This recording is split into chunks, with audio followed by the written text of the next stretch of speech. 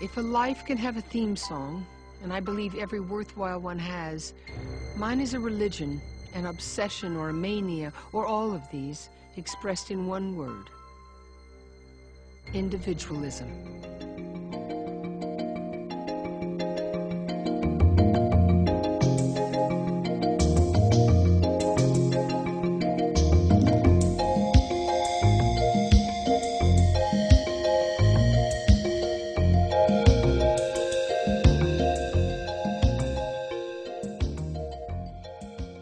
Founding fathers who established in the United States of America the first and only free society in history, and the economic system, which was the corollary of the American political system, was capitalism, the system of total, unregulated, laissez-faire capitalism. This was the basic principle of the American way of life, or the American political system. However, in practice, it has never yet been practiced. A total separation of government and economics had not been established from the first. It was implied in principle, but certain loopholes or contradictions were still allowed into the American setup and into the American Constitution, which permitted collectivist influences to undermine the American way of life, and today it is practically collapsing. In a free society, nobody can become a monopolist or a dictator. The system itself, the free market, will destroy you. How do you explain Mobil Oil, Exxon? How do you explain the prices that they're able to charge for it? I think that they're stupid appeasers who get too little and put up with too much. Who, the oil companies? Yes. You now, yes, here you have to let me explain. All right. If President Carter's own policy admits that we need the oil company and that the lack of oil is a serious national crisis, right, which might lead to the stoppage of all industry, if that is what we need, by what right can we tell those men, go ahead and produce what we want, while we're insulting you, while we're trying to control your business, and while we're not leaving you that which you produced?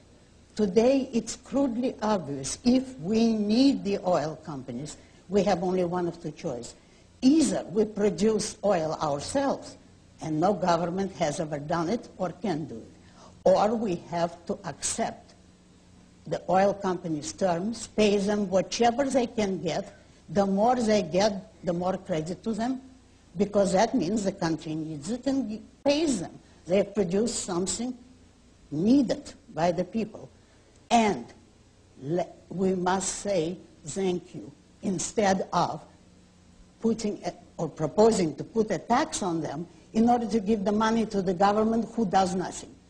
The government doesn't contribute anything except impediments. All right. But if we allow the oil companies to have the power which you say has come to them because we need the oil, it's a question of supply and demand. Yes. So if we approach this laissez-faire, as I think you would like us to, free of government intervention, right, free of all the force and the regulation and the controls which you abhor. Right. All right. Now we've got Mr. Gigantic Oil Baron saying $2.50 a barrel, a gallon. Now here's what happens. The guy, the blue-collar guy who's trying to make a living and feed his kids, can't buy gas for his truck, can't possibly survive in the free marketplace, and suddenly he's on welfare, and he's got to go for a handout, another feature of government that you abhor. You can't have it both ways. But all this is economic fallacies. To begin with, nobody in a free society, now we're talking about a free market, yeah, in which the government doesn't interfere, nobody can become a monopolist. All monopolies are created by a special privilege for government. It's only by an act of government that you can keep competitors out of your field. Therefore, you couldn't become that kind of monopoly. The power you hold as an industrialist is not the power to use force. It's the power of producing something of value. That people want. And it's the people who literally control you, because every purchase is a vote in the favor of some businessmen and in a way against others. It's the public who decides what they want to buy and what they pass up. If, using your examples, you became this powerful tycoon economically, but you cannot force anybody to deal with you, and you cannot force competitors out of your field, then every smaller man would be in that field because you would have established a price way above the market. You might last a month, if that. So, in other words, if I tried to be Mr. Big and charge outrageously high prices for gasoline, broke. I would go broke, in your view, because in your leave them alone and let competition handle it approach to civilization, somebody with a better mousetrap, pardon my mixed metaphor. No, that's a very good one. All right, would come along and undercut me. That's right. It isn't, incidentally, just my view. That is history. There are people who have tried to corner the market repeatedly, and the result was that they went broke. Let us all make a sacrifice. Let's lower our standard of living, and we'll all be living better. Now, is that a proper philosophy to tell a country that has pride and self-esteem? At one time, with all the faults in American intellectual equipment, and there were a lot of faults, at least people were taught pride in their own country and in the good aspects, the great achievements of this country. Today, you're supposed to apologize to every naked savage anywhere on the globe because you are more prosperous, because you've earned your money. You have to feel guilty and apologize for it, while he hasn't and doesn't intend to learn from you. He just wants your money. That's what we're being taught. You realize, of course, that your critics suggest that this is a pie-in-the-sky, unpractical notion that you're offering to us, and that it sounds wonderful as you gather with the intellectuals at some university, but it doesn't work out on the street. Quite the opposite.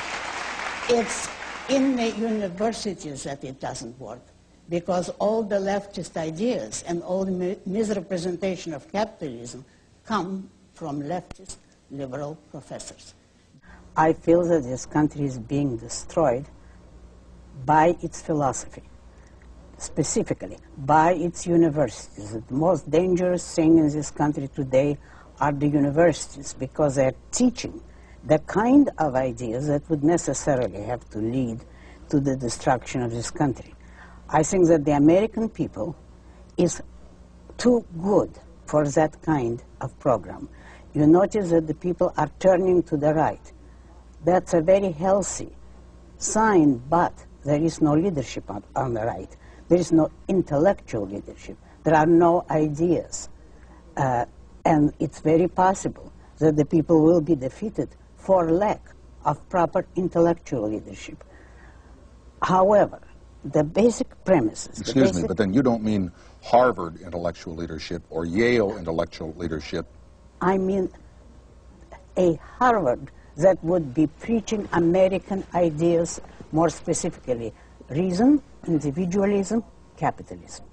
The government's proper function is only to protect your rights, and that means to protect men from those who initiate force. So the government protects the peace, internal peace, that means the policemen. The government runs the Army and Navy, protection from outside forces, and law court, so that citizens who disagree can settle their disputes peacefully. That's the only functions of government. All right. So you like an individual who stands up, man or woman, does what he, she wants to do. You have literally liberated millions of people around the world by merely saying to them in your novels, you want to do it? Do it. That's exactly, that's true. And if I help them, I'm delighted. If you separate the government from economics, if you do not regulate production and trade, you will have peaceful cooperation and harmony and justice among men.